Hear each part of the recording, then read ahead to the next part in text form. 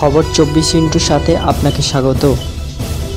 নতুন নতুন খবর জানার জন্য আমাদের চ্যানেলে চোখ রাখুন। নমস্কার দর্শক বন্ধুরা, স্বাগত আমাদের এই চ্যানেলে। আগামী এক মাসের মধ্যেই রাজ্যের 4 বিধানসভার আসনে উপনির্বাচন। 4 বিধানসভা উপনির্বাচনে প্রার্থী তালিকা ঘোষণা করল তৃণমূল। রায়গঞ্জ বিধানসভা উপনির্বাচনে তৃণমূল প্রার্থী কৃষ্ণ কল্যাণী। রানাঘাটের দক্ষিণ কেন্দ্রের উপনির্বাচনের প্রার্থী হলেন মুকুটমণি অধিকারী। মানিকতলা কেন্দ্রের প্রার্থী সাধন পাণ্ডের স্ত্রী সুপ্তি পাণ্ডে। বাগদা উপনির্বাচনে প্রার্থী হলেন মধুপর্ণা ঠাকুর। উল্লেখ্য, এই তালিকায় মধুপর্ণা ঠাকুরের নাম বাদে প্রত্যেকের নাম নিয়েই প্রবল সম্ভাবনা তৈরি হয়েছিল।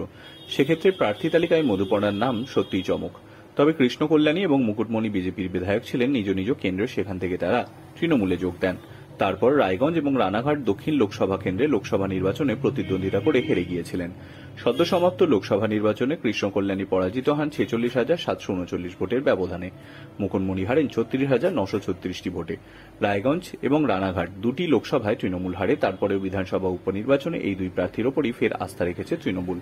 তবে উপনির্বাচনের প্রার্থী তালিকায় নয়া চমক হলেন মধুপর্ণা ঠাকুর। কপিল কৃষ্ণ ঠাকুর এবং মমতা বলা ঠাকুরের কন্যা কিছুদিন আগেই খবরের শিরোনামে উঠে এসেছিলেন ঠাকুর বাড়িতে অনশনে বসে। বড়মার ঘরের তালা ভেঙে ঢোকার অভিযোগ ওঠে শান্তনু ঠাকুরের বিরুদ্ধে। তাদেরকে ঘর থেকে বার করে দেওয়ার অভিযোগও ওঠে। এরপর পৈতৃক সম্পত্তি ফিরে পাওয়ার দাবিতে ঠাকুর বাড়িতে অনশনে বসেছিলেন মধুপর্ণা।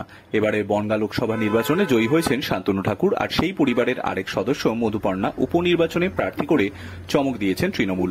লোকসভা নির্বাচনে বিশ্বজিৎ দাসকে বাজি রেখেছিলেন মমতা বন্দ্যোপাধ্যায়, মানুষ মুখ ফিরিয়েছে। মতুয়া ভোট ব্যাংকে ফিরে পেতে মধুপর্ণার ওপরই ভরসা রাখছে তৃণমূল। Bureau report.